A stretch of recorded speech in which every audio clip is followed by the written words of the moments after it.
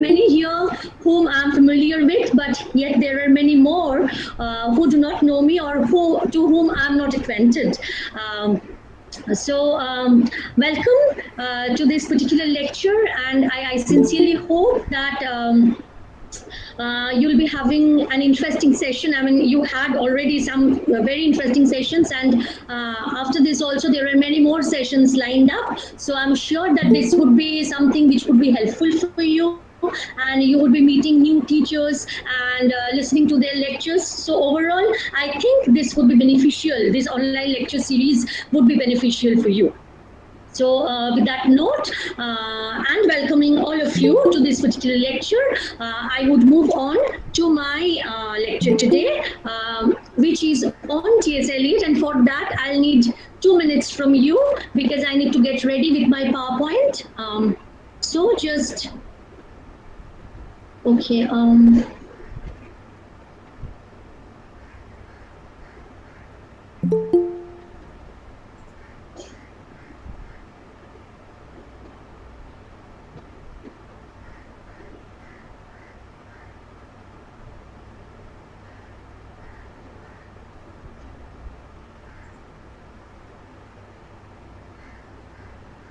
Oristro, please give me the feedback. Is it visible?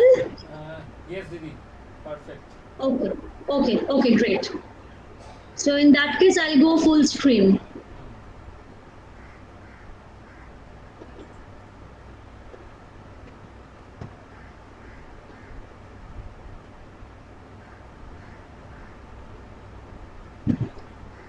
Okay, is it visible full screen? Yes. Perfect. All right, perfect. So now let's start off. All right. As you get from the title of my presentation today is T.S. Eliot as a modernist poet.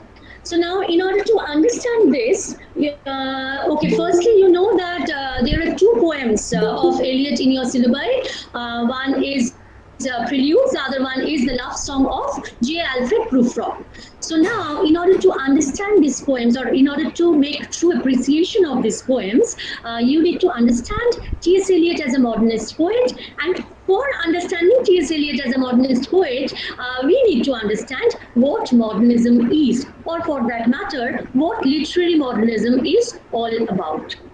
So, the way I have planned this lecture today is that firstly we would talk about what modernism is, then we would deal a bit, with the characteristics of literary modernism, and then we would try to place T.S. Eliot in that milieu. I mean, as a modernist poet, and then try to find out how his poems are specimens of or brilliant examples of modernist literature for that matter. So that would be my plan for this lecture. Okay. We go on to the first slide after the introduction, which is modernism. So you can find out that here I have tried to give you an idea about what modernism is, or what do we mean by modernism. Now, modernism was a widespread movement in Europe and North America in spheres of various art forms. It was not only about literature, rather it was, a kind of movement in cinema, in music, in sculpture, the various art forms which were there. And of course, it had tremendous impact upon the philosophy of the contemporary times. And the time that is there, that is the late 19th and the early 20th centuries. So primarily it was restricted to Europe and North America, and it was quite widespread, and it occurred during the late 19th and early 20th centuries. That means, it started before the First World War, and it, went into existence till the beginning of the Second World War. So that is the phase of modernism. So before the First World War till the beginning of the Second World War, that was the era. Now, whenever we talk of modernism, we always find that there was a very conscious, rejection of the traditional art forms, a departure, as it were, from the traditional or the established norms of art, the established forms of art. So now, if we need to depart from something, if we need to reject something, then definitely we have to create something anew. Because if we are rejecting some existing, set patterns, then of course there has to be a development of something new, something fresh, something novel to which we can cling on to. That is why there was this desire, there was this urge for the creation of the newer forms of art, something innovative, something novel, something unique, right?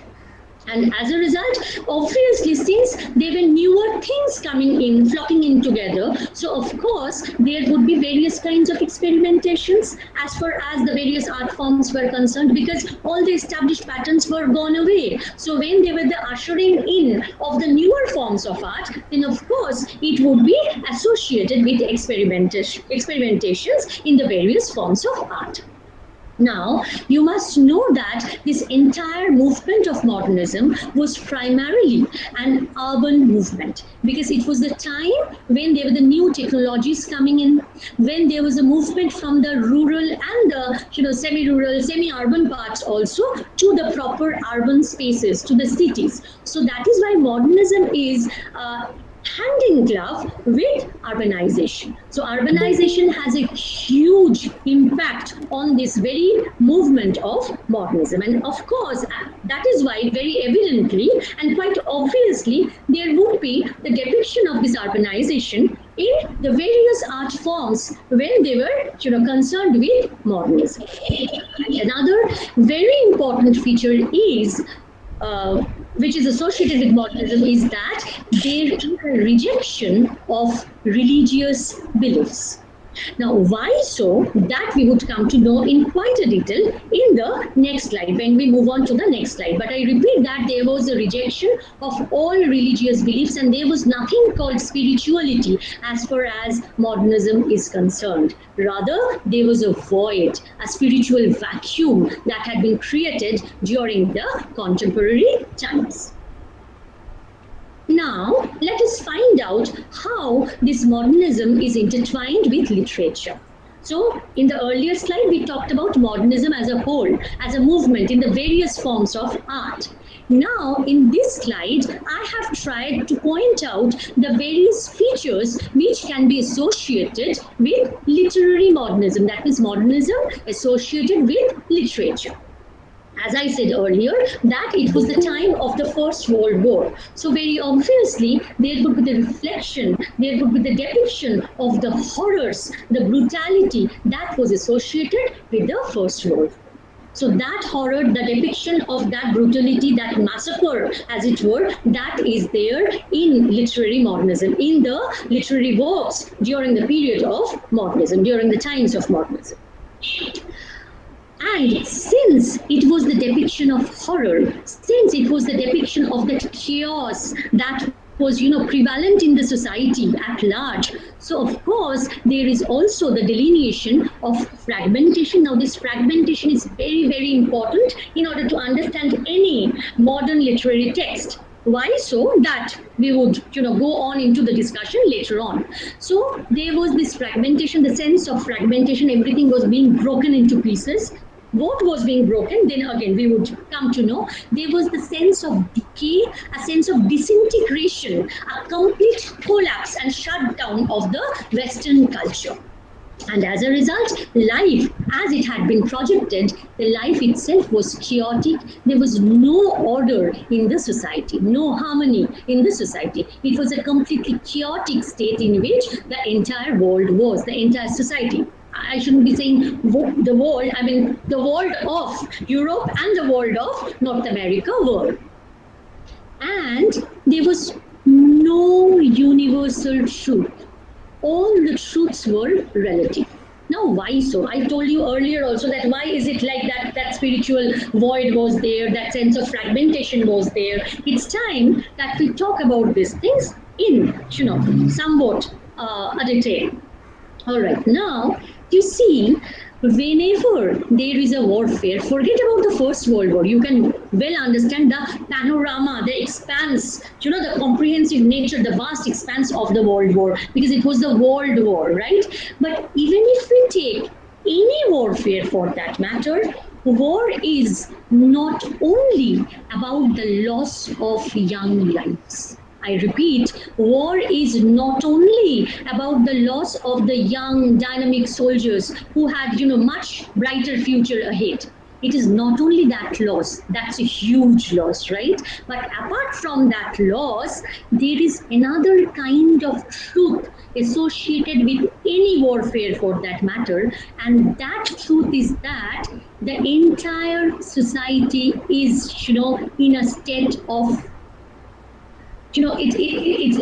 it's scattered, it's in a kind of, disordered state. The entire society is in a disordered, disarrayed state for that matter, and everything is broken into pieces in the sense that all the hopes, all the aspirations, all the dreams which were there prior to the warfare, before the warfare, when the warmongers used to come and promise to the people that after this warfare, it would be a beautiful world in future. It would be a kind of an utopian world where everybody would be getting all the luxuries of life, all the pleasures of life.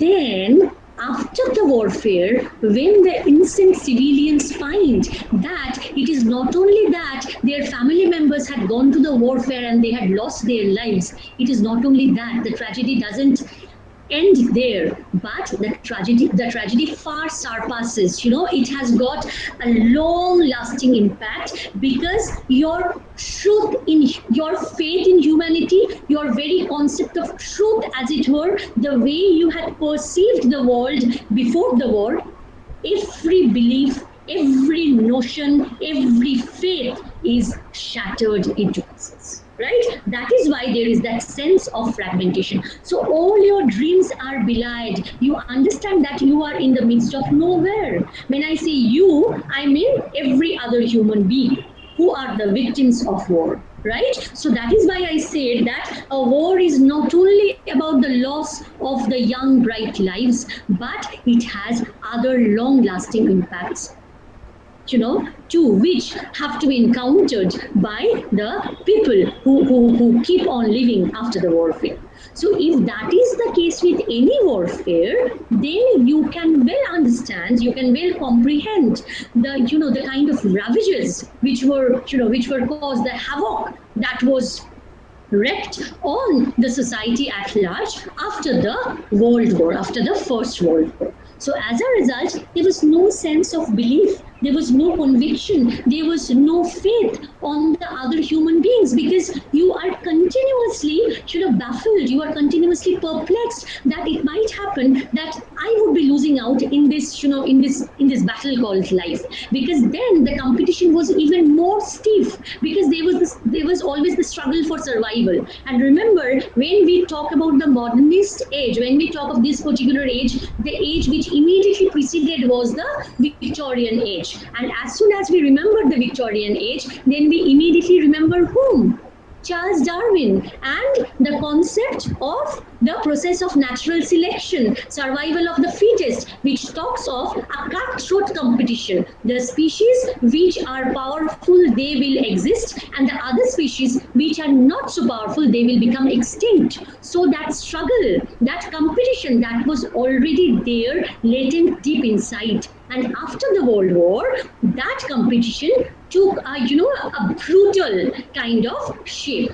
So already the belief in Christianity, remember Europe and North America, so the prominent belief was in Christianity earlier, but since the time of the Victorian age, that belief was already shaken because of Charles Darwin, because of Lyell, who were already seeing that the human beings are not at the pinnacle of creation of God. So the kind of belief that was fostered by the Bible earlier, that human beings are the supreme creations of God, Darwin, Lyell, and all the other biologists of that time, they all proved that this was wrong. So the very fundamental faith in Christianity that people had earlier, that faith was shaken. And immediately after the Victorian age came this particular era when there was warfare at large. So as a result, quite naturally, there was a sense of complete hopelessness hopelessness. There was a sense of loss.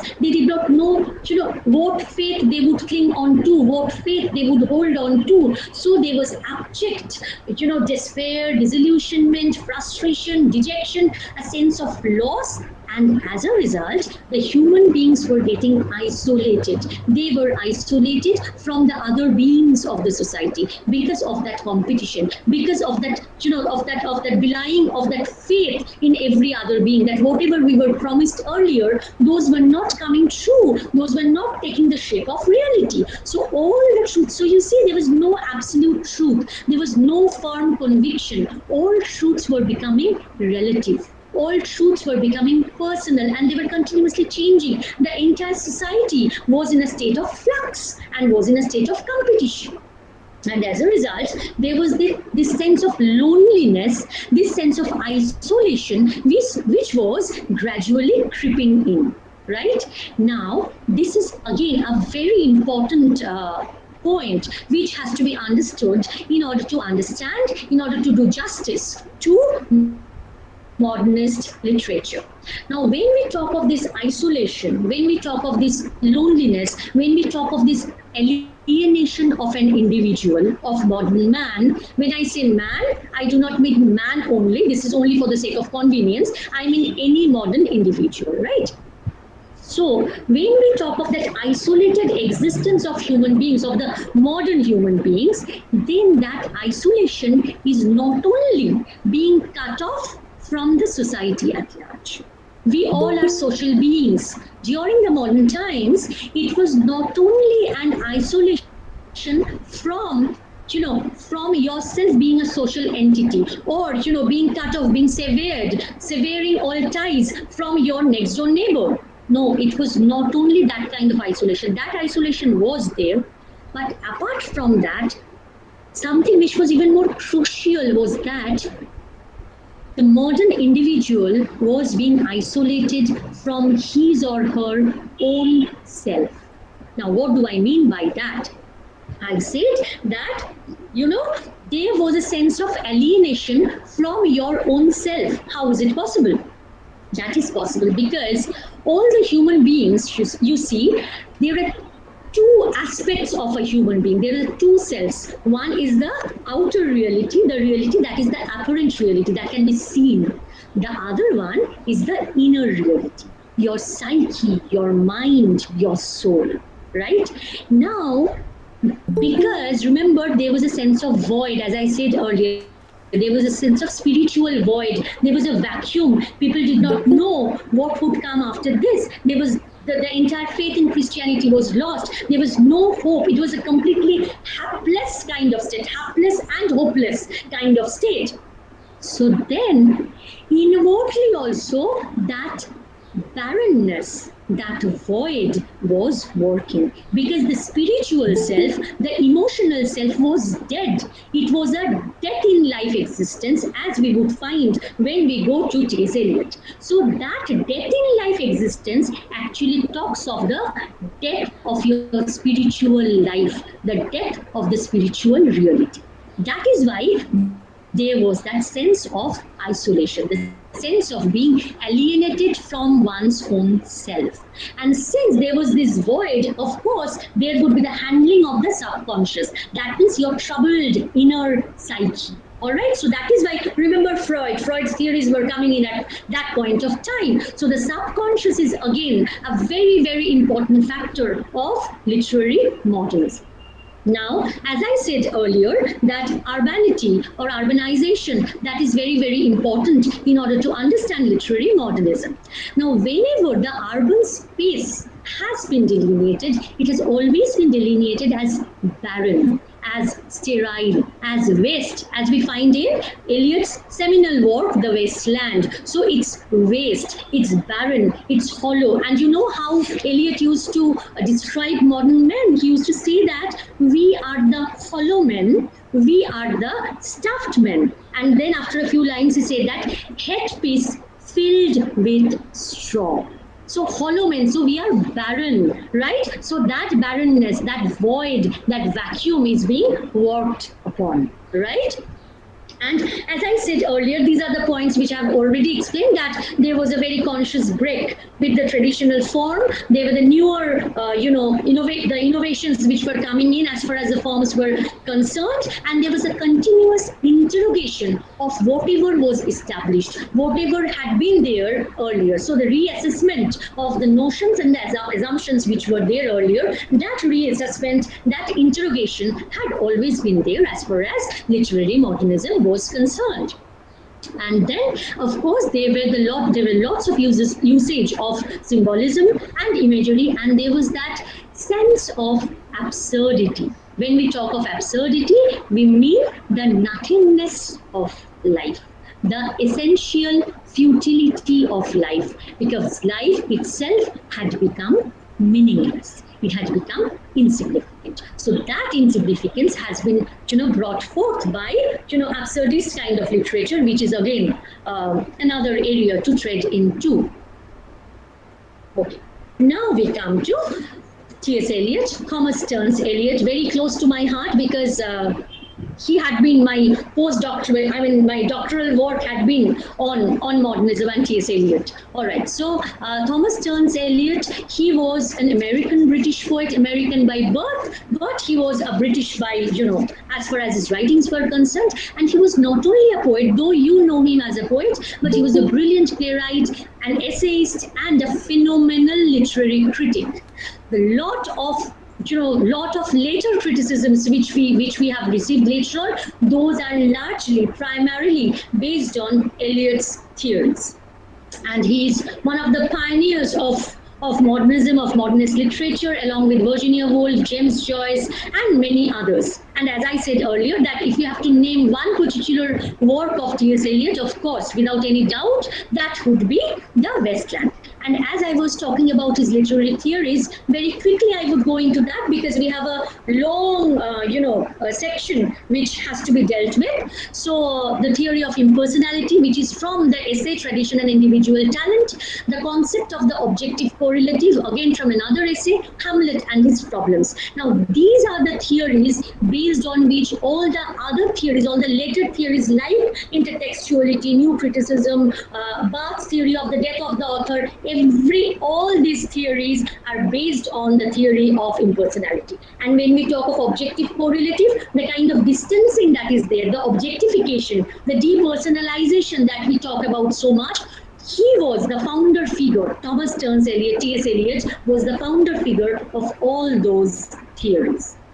Okay, so and another thing, you have read the metaphysical poets, right? You have read Donne, you have read Marvel, so you know that the metaphysicals, that they came to the limelight, who was responsible for bringing them to limelight? He was the man, Thomas Stearns Eliot. It was his essay, The Metaphysical Poets, which brought all the much deserved attention to the metaphysical poets because of this man, his particular essay, The Metaphysical Poets. So that was his contribution to the field of literary criticism.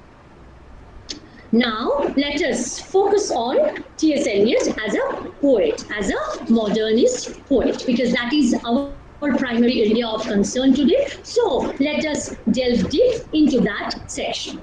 Now, as we read, as we go through Eliot's poems, we find that the kind of mental makeup that has been projected, that has been delineated in his poems, there is a kind of unstable nature of that mental makeup. So the mental stability is at a toss, and there is a portrayal of a life which has, again, it's chaotic. It has broken into pieces. So there is that sense of disintegration of life. And as I said that T.S. Eliot was a brilliant modernist writer, modernist poet. So all the features of modernism which we have talked about earlier in our earlier slides, that you can find here also, that sense of loss, that sense of disbelief, that sense of anxiety, the sense of frustration, the sense of despair, dejection, disillusionment with life as a whole. Again, the working with the concept of fragmentation, how that we would take up when we go into the particular poems which are there in your syllabus. So the sense of fragmentation is there. And whenever an individual has been portrayed, I will show you how that individual has been portrayed as fragmented and essentially isolated from the society and from himself also. You know, he is a split self. That split self has been brilliantly worked upon in the poem that is there in your syllabus, The Love Song of J. Alfred Prufrock. So there you would be able to see that fragmented, alienated self of Prufrock. Now, the depiction of modern man as it has been, handled by T.S. Eliot, the modern man is always diffident, indecisive. And he is suffering from that sense of void, from that sense of meaninglessness and insignificance of life. Now, urban imagery is very, very important in order to understand T.S. Eliot's poems. And whenever the urban imagery has been given to us, has been delineated, that is nothing beautiful or, it's nowhere like a dream world, a fairy tale, like, no, not at all. It is, drab, dull, dirty, and sinister, right?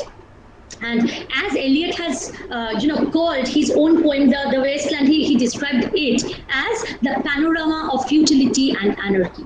It is the same sense of futility, it is the same state of anarchic condition lying everywhere that we find in both the poems, Preludes and Prufrock. But then again, there are all the other poems which are not there in your syllabus. If you go through them later on, then you would be able to find that this sense of futility, this sense of meaninglessness, this sense of death in life existence has been worked upon consistently by Eliot in all his poems. Except, the exception we would come to later on.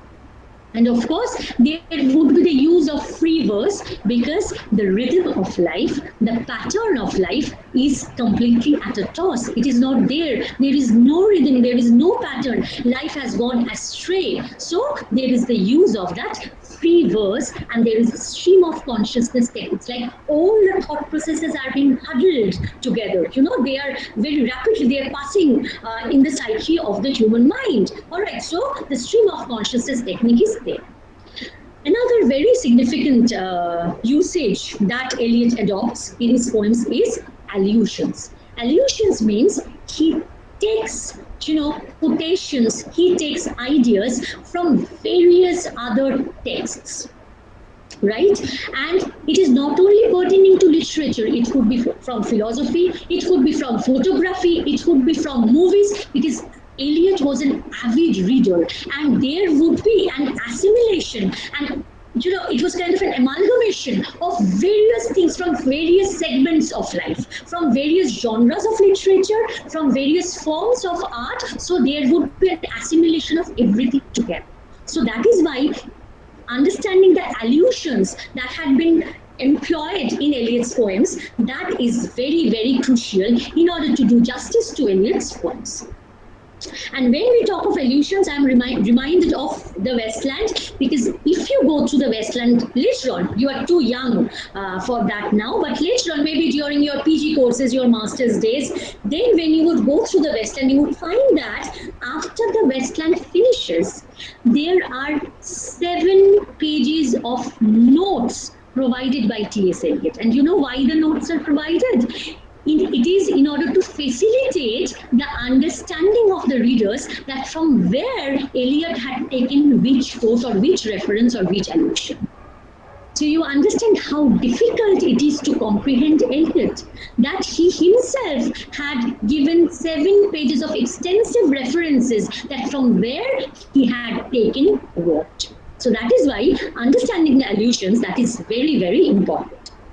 And when you read Eliot, you would find that the truth is not universal. As I said earlier, that everything is relative, everything is in a state of flux. Now that continuous mobility, that continuous changing, that transformation, that is so very evident in Eliot's poems, because when you look into the poem and you read it, you find that there are multiple voices, so many voices are speaking. There are so many points of view. There are, the self that is there, that self is also continuously changing, right? And the identity of that self is discontinuous. fragmented, shifting, merging, colliding, clashing, and as a result, all the boundaries get blurred. So, and you know, the pronouns that are there, the you, the I, who are they, you won't be able to make out because, you know, the you, that is continuously changing. I, that is also changing because there are different persona, different points of view, different voices that are working together. So the entire thing is in a continuous state of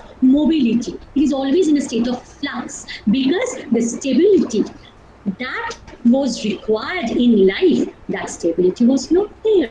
So that is why the unstable mental nature has been brought out by Eliot by this kind of technique of the multiple voices, the multiple persona, the multiple identity, the self continuously changing. So these are the various techniques which are adopted by Eliot.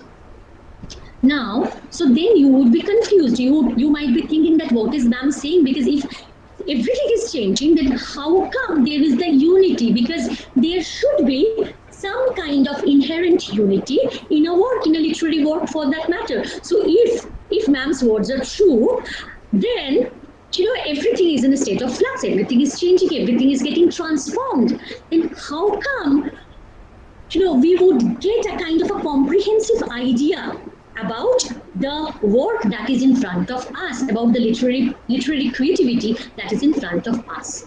For that matter, we need to understand Eliot's modus operandi. That means how he preferred to work. What was his technique of, you know, working as far as literature was concerned?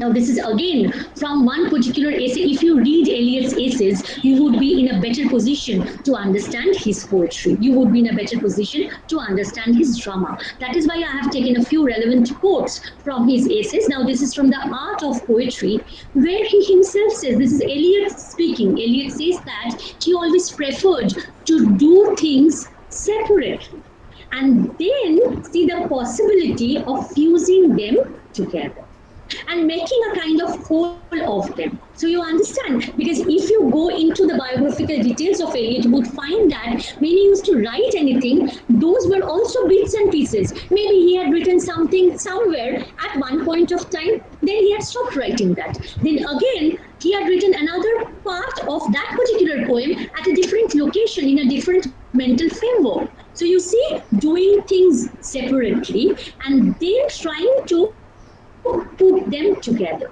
So the kind of unity that we find in Eliot's poems, that is not that straightforward unity or one particular thought process which we find in you know, say for example, in the romantic poems, right? When we read Skylark, it is about one particular theme. When we read Grecian Urn, it is about one particular aspect, one particular thematic content.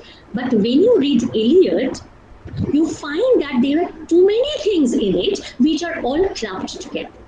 So that does that mean that Eliot's work doesn't have any kind of unity? It is basically, you know, fragments and pieces just put together? No, it is not.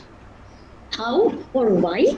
Because the kind of unity that we find in Eliot's poem is a different form of unity, as a, you know, for that matter, because it is a kind of an organic unity. It's a kind of an organic form that he, you know, that he invests into his poetry. And this, since it is organic, that is why it grows. So the concept of wholeness, the concept of unity that is there in Eliot's poem, that evolves, that is nurtured, that grows. All right, so it is not static. That unity is not static, it is dynamic. It evolves, it grows, and it is dynamic in nature. And again, he himself states that poetic originality is an original way of assembling the most disparate and unlikely material to make a new whole. So you see, the disparate elements, the fragments here and there, the bits and pieces, they would be assimilated together, and when all those things would be assimilated together, they would create a new whole, a new concept of unity would evolve. So it is not that 2 plus 2 would lead to 4, that okay, this are there, so very logically we would come to a conclusion. No, it was not so. When the unity would be there, when the thing would be created, that literary piece would be a completely new thing, which would have the as materials, as raw materials, the different pieces, the different experiences. But when they would be assimilated as a literary work, the kind of unity, the kind of wholeness that would be there, that would be completely new. And that is why Eliot's works are all masterpieces, right? Now, when he talks of the materials, you see here it said that the most disparate and unlikely material. Now, what were the materials that Eliot used in his poetry? See, again, this is from another essay of Eliot, To Criticize the Critic. And he says, you must know here that Eliot was deeply, deeply inspired by and indebted to French literature. He had often gone to France for various lectures and various other, academic works, and he was deeply inspired by French literature, particularly the works of Baudelaire and Laforgue. And here he says that what he adopts as the material for writing, Eliot says, from him, that means Baudelaire, as from Laforgue, I learned that the sort of material that I had, the sort of experience that an adolescent had. Now, as an adolescent, he used to live in America, in the town of St. Louis. It was an industrial town called St. Louis in America. All right. So he says that the sort of experience that an adolescent had in an industrial city in America would be the material for poetry. So before that, before going through French literature, before reading Baudelaire and Laforgue, he never had the kind of idea that his own experiences in the industrial town would be the material for poetry.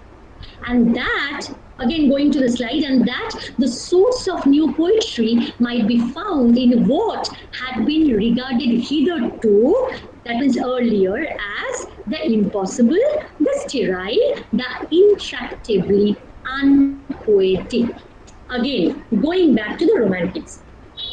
What was the kind of material that was adopted by the Romantic poets, by the Romantic writers? It was nature, nature as a whole. The handling of nature was different. For Wordsworth, it was the pantheistic belief, nature as the mentor, nature as the, the nurse, the guide, the philosopher. For Shelley, it was the source of inspiration. For Keats, it was the sensuous beauty of nature. But overall, it was the pristine, serene kind of beauty that was associated with nature, and that was the material for poetry, right? Now, coming to Eliot, when you would go through, I'm not sure whether you have gone through Preludes and Prufrock, that I do not know, but when you would go through the poems, you would be, at a complete loss that how come this could be the material for poetry? So prosaic, so mundane, so dirty. It's a squalid truth of the urban space that has been delineated. So how come this could be the material for poetry? So that is why Eliot shares his indebtedness to French literature, particularly Baudelaire and Laforgue, and says that if I had not gone through their kind of literature, their kind of poetry, then I would never ever, have an idea that my part of experience, my share of experience would be the material for poetry. Now, finally, we are into the poem. Probably you had been waiting for this, that when I would be talking about the poems which are there in the syllabus, but you must know that in order to understand these poems, the kind of background study that we did so far, that becomes mandatory, because unless you understand all those things, you cannot do justice to these poems. So now let's concentrate on Preludes. Preludes was, as you see, that it was composed between 1910 and 1911.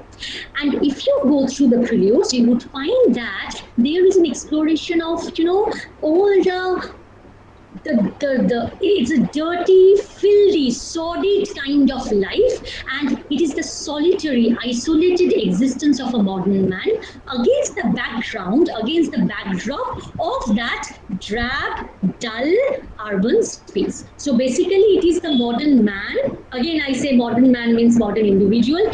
His isolation, his alienated existence against the backdrop of the filth of modern urban society, modern urban space, right? Now, if you go to the poem, you would be able to read the lines like faint, stale smells of beer. Grimy scraps of withered leaves. So you see that there is nothing beautiful, the so-called conventional beauty that we think about, there is nothing of that beauty associated with Eliot's poems. So the withered leaves, the faint smell of beer, the dingy shades, the sparrows in the gutters. So all ugliness, all things which are sordid, which are so sinister, all are clubbed together. And when I say that it is the depiction of an alienated individual, that has also been brought out brilliantly because it talks of the vacant lots. Eliot specifies about the lonely cab horse. So you see, vacant, lonely, these are the key words in order to understand his poem. That talks of the essentially isolated existence of modern individual. Now, initially when preludes comprises of 4 parts, and when the initial 3 parts were written, Eliot originally titled it Preludes in Roxbury. Roxbury was one of the suburbs of Boston in America. But later on, very wisely, he deleted in Roxbury and he kept it just as preludes. And by doing so, he ensured that the poem offered a wider range of reference, because if it had been like preludes in Roxbury, then the geographical locale, the setting would have been specified, right? So immediately we would associate with America, with a particular suburb of America, of Boston. But as soon as he deleted this geographical location, the range of reference is expanded, right? And it now, when we read preludes, it can be any other modern urban space, any other modern urban space. Now, when we go into the imagery that is there, that has been worked into the entire structure of preludes, we find that there are direct references to Eliot's own experiences, as Eliot earlier said that his own experiences during his adolescent days, those are there, the experiences in the industrial town. But apart from it, he was deeply influenced by French poetry, particularly Baudelaire, his 2 poems, Evening Twilight and Morning Twilight. So for writing preludes, he was deeply inspired by Baudelaire's 2 poems, Evening Twilight and Morning Twilight, which talk of these 2 particular poems of Baudelaire. There we find the depiction of, the disreputable, the seamy aspects of Paris, the prostitutes lining up, the gas jets wincing in the wind, then there is an old man who is doomed to toil forever. So that kind of depiction. So you can relate it with the kind of delineation of the urban space, the modern urban space that is there in Eliot's prelude. So it's the parallelism that can be drawn. He was also inspired by, again, Charles Louis Philippe, and 2 particular novels of Philippe. One is Bubu, the other one is Marie Donadieu. Now here, Charles Louis Philippe, in his novels, he talks about the essentially degraded life, and the life which was devoid of any particular significance, any particular meaning. So it's the gloomy, debased, degraded sort of life. And he talks of the hotel rooms where both the body and the mind are soiled. Philip talks again about the women who are waking up in the slums. So it is the same kind of depiction you would find in the preludes. So it is basically the unromantic squalor, the monotony, the prosaicness, the dull, drab, mundane routine that is there. And very importantly, now we would come to that concept of fragmentation and isolation. That when the human beings have been depicted in preludes, they have always been perceived as dismembered body parts. I'm going to give you examples of that. He talks about the soiled hands, not the human being, soiled hands. Then he says, short square fingers stuffing pipes. short square fingers stuffing pipes. So either those are the hands, or he says about the muddy feet. So the feet, the hands, the fingers. So you see the fragmented identity of the individual, because the individual as a whole is not there. He or she is non-existent because he is spiritually void. The vacuum is always there. So he is basically truncated. He is basically broken into pieces. Again, I repeat, when I say he, I mean he, she, and every other being, right? It is only for the sake of convenience, because every time it's not possible to refer to all the genders. Okay, so that essentially debased disease condition of both the body and the mind, the physical and the internal reality, right? So both are considered here. And when I talk of the diseased condition of the body and mind, again, I quote from Preludes that he talks of the yellow soles of feet. Yellow soles of feet. Oh God, I'm also clad in yellow today. Okay, so yellow is the color of jaundice, right? So it is the diseased condition, not only of one particular individual, rather it is the diseased condition of the society at large, of modern civilization at large, because it is a wasteland. The entire society, the entire civilization is decaying day in and day out. And that is why there is that sense of disillusionment, there is that sense of frustration, despair, and abject hopelessness, right? So it is this diseased condition that every other modern individual is facing day in and day out.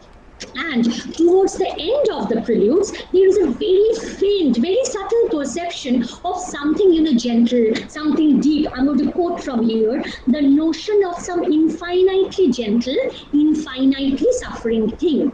The obvious reference is to Jesus Christ, right? The infinitely suffering thing. So Jesus, being crucified for the sake of humanity at large, so that all the sins are purged off. We all know about this biblical detail.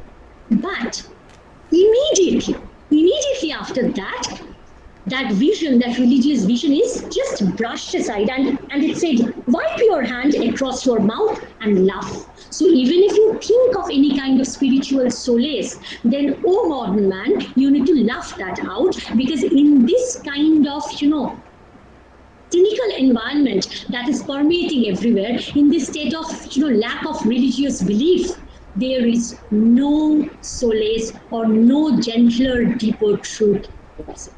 So ultimately, it is the eternal cycle of suffering, it is the spiritual void, it is the sordid, decayed, and wasted modern urban existence. So the ultimate truth of Preludes, when it comes to an end, it talks of that eternal cycle of suffering, and there is no meaning, as it were, no vitality, as it were, no spirituality involved in the life of modern man, as it has been depicted in Preludes by Eliot. Okay, now we would move on to Prufrock, or the love song of J. Alfred Prufrock.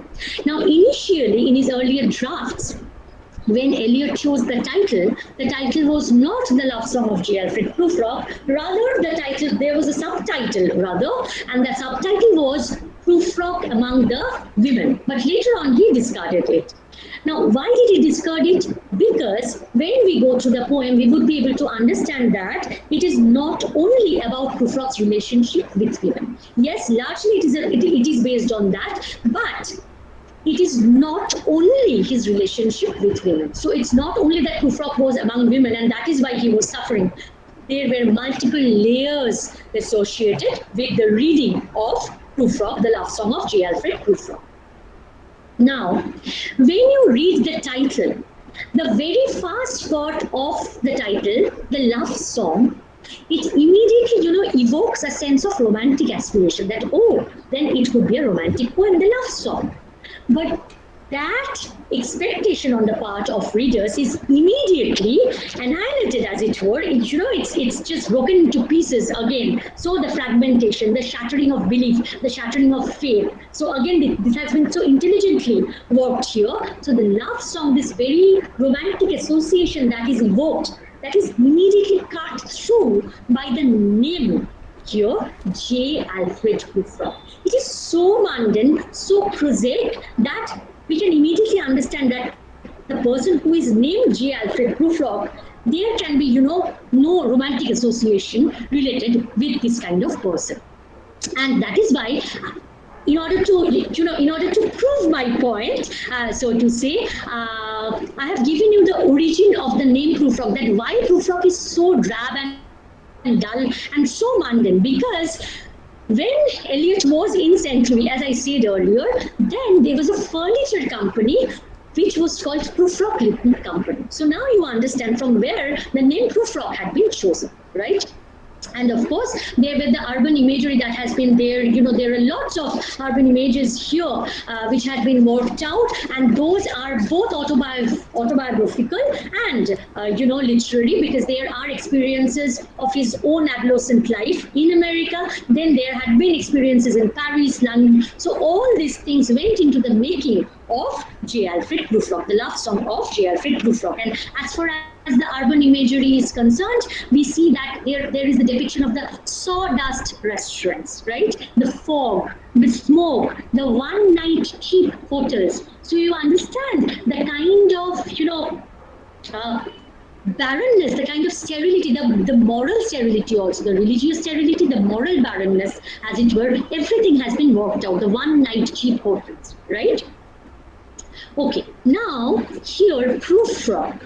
Now, Prufrock, as I said earlier, that when I was saying that, whenever there is the depiction of modern man, he is always very diffident, he is confused, right? There is not that sense of confidence inside him. And Prufrock, nothing can be a better example probably than Prufrock in that case, because Prufrock yearns for romance. When Prufrock begins, it said that, let us go then, you and I. Yes, let us, I'm going to read from here a bit. Let us go then, you and I, when the evening is spread out against the sky, like a patient etherized upon the table. And then it goes on. Okay, so let us go then, you and I. As I said earlier, that it's very, very difficult to understand the identity of the you, the true nature of that I. So here, apparently it seems that Prufrock is about to propose to his lady love. He is in love with a particular lady and he is about to propose her. The love song of J. Alfred Prufrock. So you can understand from the title itself. And there is a kind of an inherent yearning in Prufrock for that romance. He aspires for that romantic life. But at the same time, Prufrock is too self-conscious to understand that the society he inhabits, the product of the society that he is, that society is not going to approve of that romantic aspiration, because this is a society, that cutthroat world where no emotion has any value, right? So this is the society where these softer instincts of life, they are just meaningless, they are all redundant, right? So he immediately understands that if this yearning for romance on his part comes to the public, if people come to know about it, then he would be a butt of ridicule. All right, and the society would never approve of those romantic aspirations in himself. And that is why, in order to save his own position in the society, he himself mocks and parodies his own desires. You understand? So the two selves, the split that is there in Prufrock's personality, the fragmented nature, the elusive self. Which self are we talking about? Is it the self which is aspiring for that romance and he is about to propose the lady? Or is it the self which is parodying, which is mocking his own desire of that romantic aspiration? We are caught in between the two, and there is a split in his psyche. Moreover, to whom is the poem addressed? Is it addressed to the beloved? It would be. It would also be addressed to the readers, that is us. It would also be that Prufrock is talking to himself. It is all about his, it's an interior monologue, it's an internal monologue. So it could be that he is talking to his own self. It could also be that he is talking to Eliot himself, that the creation and the creator, they are engaged in a sort of dialogue. What the reality is, we do not know. Everything is in a state of flux. Everything is, blurred. And the fog, the mist, those are so very rampant in the poem. So it is that foggy ambience everywhere. So it's so unclear. Nothing is crystal clear because life as a whole is meaningless. If you cannot look into life as a whole, then how can you, understand the meaning of modern poetry? It's not possible. And as I said earlier, the you, the I, this could be the divided parts of Prufrock's own nature. It could be the dilemma, that is there. The Prufrock and his Ladylove, Prufrock and the readers, Prufrock and Eliot himself. So there is that continuous sense of bafflement that is there. And when the poem begins, it is said that let us go then, you and I. So is Prufrock really undertaking a journey? Is he literally going somewhere? Or is it like everything is getting played in his mind? We do not know because he is asking too many questions. I can give you a list of the questions. If you go through the poem, then you would be able to find out that there are so many interrogations. He asks, do I dare disturb the universe? Again he asks, how should I begin? Then he asks, shall I part my hair behind? Then again, do I dare to eat a peach? And so on and so forth, the questions go on. So a person who is so confused himself, who is so diffident, is it possible for him to undertake a journey confidently along with his Ladylove? We keep on pondering. We are not sure. We keep on pondering. So whether the journey is literal or it is metaphorical, that is a debatable question. Now, he is about to ask the overwhelming question. What that question could be, we do not know what that question is. Now, this overwhelming question has a long history. It goes into anthropology. We do not have time for all those things. When you go to Westland, then you will be able to understand the overwhelming question. If time is there, oh my goodness, we are literally lagging behind. So we cannot go into that overwhelming question because, it's too vast a topic. However, let's move on. So basically, so you understand the Prufrock is the, he gives expression to all the frustration, to all the lack of confidence, to the diffidence of modern man, and he represents those thwarted desires, the innate self, the inward reality of his, that is the romantic self, that is getting suppressed. So that suppressed self, the tortured psyche, the sense of bafflement, the sense of disillusionment, everything is projected. The disillusionment, the frustration of modern man. It seems as it were, Prufrock is the spokesperson of any modern man. And there are the uses again of fragmentation and the elusive self. When you go through the poem, you would find that sometimes he relates himself with Lazarus. Sometimes he takes up the role of John the Baptist. At times he adopts the role of Hamlet. So continuously the self is changing, it is evolving, it is moving forward. And there is this schism, there is this rupture between the social self, the social cultivated artificial self, and the inward reality, the latent emotions. So at the same time, simultaneously, Prufrock inhabits two worlds. He lives on two planes. One is the social life, the cultivated, cultured life, that he has to, put on, the mask that he has to put on, like the women come and go talking of Michelangelo. When you would go through the poem, you would be able to find out. So that hypocritical nature of the society, he has to be a part of it. There is no other option. He has to fit in.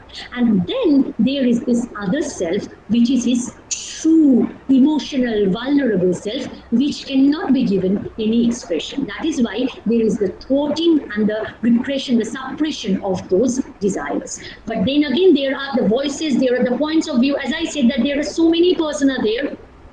But at the same time, Prufrock is a product of his contemporary times, and he can never be isolated from his own environment. Towards, again, the end of the poem, we find that there is a marine paradise. It's a dreamy world that has been created. And we feel that, oh, probably then there is a beauty at the end of the poem.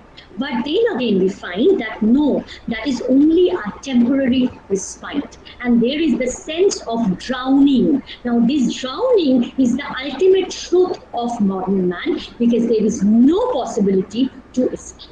There is no possibility to escape into that temporary respite forever, because it is temporary, it is elusive, it is bound to be, ephemeral and transient. So ultimately, the ultimate truth of life is again that frustration, that dejection, that drab, dull, sordid urban reality, of which every modern man is an isolated, individuated product. Now, after going through the entire lecture, you must be thinking that, oh my goodness, there are so many, the unity that is also not fixed. Everything is in a state of motion. We cannot find out who the you, the I, all the personas, all the tones, all the voices. Everything, is in a state of mess, because you have to understand that life as a whole was in this messed up condition. So when Eliot, being a product of that contemporary time, when he was giving expression to that, how could he present something, beautiful and orderly? It was not possible. Now, so what is the impact, what is the after effect of reading, the after effect of Eliot's poems? After you go through the poems, what do you feel exactly? Here, I'm tempted to quote from Roland Barthes, The Pleasure of the Text. Now here, Barthes distinguishes between two types of texts. One is the text of bliss, the other one is the text of pleasure. The text of pleasure is something that particular, I'm not undermining any text, but the text of pleasure is something which, you take a novel and you go through it after the whole day's work, you sip, a cup of hot mug of coffee, lying down on your couch, and you go through a novel. That is your text of pleasure, which is the readerly text. Readerly text means where the position of the reader remains intact. The position of the reader is unaltered. He or she doesn't need to give in his own, intellectual activity in order to understand the text. So that is the text of pleasure, or the readerly text. In opposition to it, there is the text of bliss. The text of bliss is the writerly text, where the reader's position is unsettled. You start wondering that what is happening? What is there in the text? So the text of bliss, see the next quote, unsettles the reader's historical, cultural, psychological assumptions, the consistency of his texts, values, memories, brings to a crisis his relation with language. So all the things that we were acclimatized with, that we were acquainted to, as far as our earlier readings were concerned, the kind of set pattern, the kind of preconceived notions that we had imbibed through our reading of literature, when you come across a writerly text or a text of bliss, all those preconceived notions, all our assumptions, be it historical, be it cultural, be it psychological, all the consistencies that were there in our mind, everything is given a real blow. And it says that everything is shaken, everything is unsettled. And it is exactly this impact that is created by Eliot's poems. So whatever you had thought earlier about literature, you start pondering, you start interrogating, and your own position as a reader is unsettled, and you are bound to think and to reread the poem in order to, take out meaning, in order to decipher meaning out of it, right? So after saying this, so what do we gain after reading both the poems, or after the brief analysis of both the poems? That means, so for modern man, there was no solace, there was no spirituality. So everything was, ending at a point of negativity. There was a kind of nihilism, cynicism in the society, and there was a kind of pessimism, as it were. So would it be so negative? Would it have such a negative impact on our mind, on our psyche, and particularly at this point of time when we all are tied up in our homes, confined? And then again, I would be talking about that, negative, that pessimistic impact. Probably not. Probably not, because, you know, Eliot had been searching for a true significance of life, for the true, universal truths of life throughout his poetic career. And one poem after another, he was trying to find out if there was any real meaning in life, if life could have any significance, as it were, because he always called the city unreal, the unreal city. He said that we are all dying, the kind of life that we have, it's absolutely a death in life kind of existence. So this life has no meaning. It's an absurd kind of existence. So, writing one poem after another, finally, when he came to the Westland, Westland has 5 segments, 5 sections in it.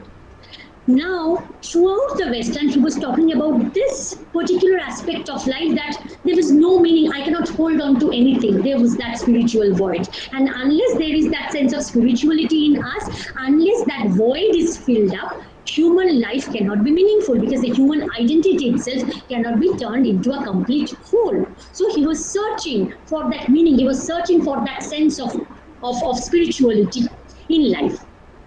Then, as I said, that Eliot was an avid reader. So, when he was going through various pieces of literature, finally he came to the Eastern philosophy, and he turned to the Brihadaranyaka Upanishad. The Brihadaranyaka Upanishad, where he found the 3 principles of life. What were the 3 principles of life? Those were the 3 das. It's not T-H-E da, it's D-A da. That means Datta, Dadvam, and Damayata. The 3 Sanskrit words which were referred to in the Brihadaranyaka Upanishad. What do they mean? Datta means to give, to donate, right? To give selflessly. Dadvam means to be compassionate, to be sympathetic towards others, not to think about your own self, but to think about others, to be compassionate. So all the universal truths of life, see all the philosophical, all the sublime thought processes. So you should donate, you should give, you should be compassionate towards others. Datta, Dadvam, and then Damayata. That is also very important. It talks of self-restraint. It talks of your moral obligation, that there should be certain ideologies, certain principles of life, and there should be that control, that restraint inside ourselves. And so after going through the Brihadaranyaka Upanishad, he understood that these are the 3 principles of life which can bring back that spiritual salvation, that essential meaning into modern life. The 3 das, Datta, Dattvam, and Damayata. So the 3 principles of life. And if these 3 principles of life can be followed, then the entire world would attain Shanti, Shanti, Shanti. So the Westland, it ends in this particular word, which is repeated thrice. The last line of the Westland is Shanti, Shanti, Shanti. So I think that would be the best way, so to understand, and it's so very relevant today also, during this time of pandemic, during this time of crisis, when there is that loss of hope, there is that sense of disbelief, that lack of faith is there. So we have our own philosophies, we have our own enriched ideals of life, which T.S. Eliot thought would be the right way to handle the disintegration which was going on in the society at large. And those were the 3 principles, the 3 das, which would only give us that much awaited Shanti, Shanti, Shanti, which would make life meaningful again. So the way these 2 poems, the 2 poems, those are there in your syllabus, Preludes and Prufrock, the negativity with which these 2 poems end, that is not the real end of T.S. Eliot's poems, and I wanted to share it with you because that sense of optimism is very much there at the end of the Westland. So here I come to the end of my presentation. Thank you.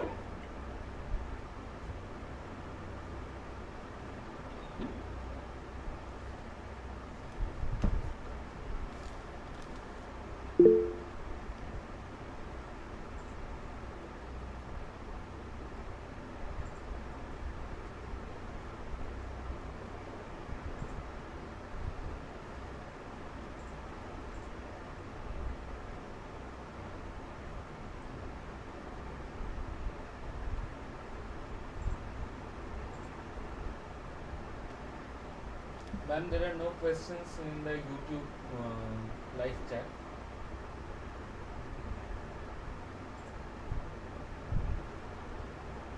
No questions here.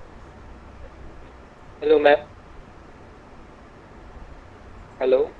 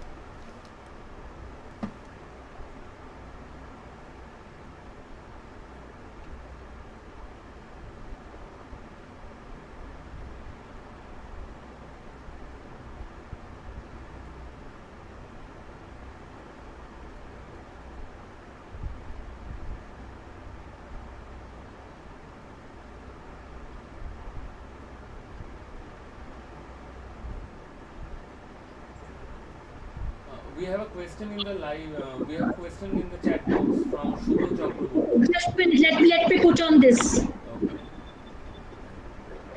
Hello, ma'am.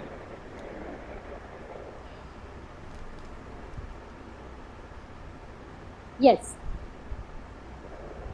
Ma'am, I'm Shubha Chakraborty from Mahadevanand Mahavidyalaya. Yes, please. So how was it? Was it clear? I mean, could you understand? Yes, ma'am. Okay, all right. একটু fast ছিল একটু fast তো যেতে হবে because otherwise I cannot finish it off. Yes, so because you know 1 hour is nothing for this. Yes. হ্যাঁ ঠিকই but ভালো খুব ভালো লেগেছে Okay, বাট thank you. একটা খুব স্টুপিড কোশ্চেন যে না, stupid কেন হবে? Anything you ask is never stupid. The students are not there to ask stupid questions. They should ask innocent questions, right? Okay. এতগুলো মডার্নিস্ট পোয়েট রয়েছে তাদের মধ্যে এলিয়েট কেন ইম্পর্টেন্ট কারণ এলিয়েট যখন প্রথমে পড়ছিলাম তখন এত বেশি আমার ইন্টারেস্টিং লাগছিল না বাট পড়ার পরে যখন পড়া হয়ে গেল যখন বারবার ওটা নিয়ে ভাবছি তখন ওনাকে যেন আমার বেশি পরিমাণে পছন্দ হয়েছে বেশি তো ওই জন্যই এলিয়েট এত বেশি ইন্টারেস্টিং এই যে তুমি you gave the answer your question was self explanatory যে কেন এলিয়েটকে ভালো লাগে কারণ যত পড়ো Eliot is so intriguing but at the same time শুধু এলিয়েট তো নয় there are so many other poets who are so very important take for example Yeats right he is also like see every other poet or every other এটা বলতে গেলে then again we have to go back to T.S. Eliot we have to take help of him because every other writer for that matter has his or her own place in that history of literature. Nobody is inferior, nobody is superior. Every writer has his or her unique position and he or she is unique because of his own kind of writing. তোমরা যদি tradition and the individual talent পড়ো সেখানে দেখবে Elliott এটা বলছে যে there are many critics who always talk about the major writers, that means the writers who belong to the canon, literary canon বোঝো তো যে the most important writers of the canon. So all the critics they usually talk about the most influential writers who are there, the mainstream writers of the canon. But the responsibility of a true critic is to bring to limelight the other writers who are much deserving but who do not get that kind of recognition. So you get my answer. So every other writer has his or her own contribution in the field of literature. It is dependent on our way of assimilating his or her own thoughts in our own mind. Okay? Yeah, ma'am. Yes, ma'am. Okay.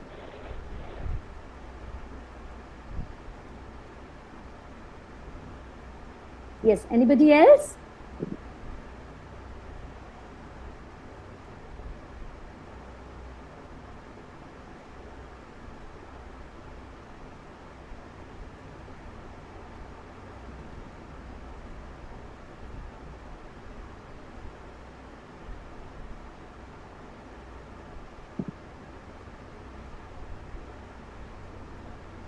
Yes, anybody else?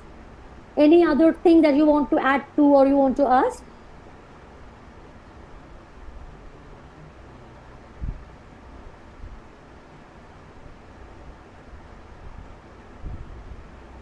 Orithro? Yes, ma'am. Yes, I think we are done. Yes, ma'am. I think nobody has any more questions. Yes, Let me check because the it- and- YouTube live chat once more for no. Okay, There are okay. no questions here also. Okay, all right. Okay, and I think we need to wrap up now because in another 15 minutes the next session would be beginning, right? Yes. I Okay, need to all right. set up. Okay. Okay, so wish you all the best for your coming, years and for your career and all. All right, so see you later on maybe sometime. Bye. Thank you, ma'am.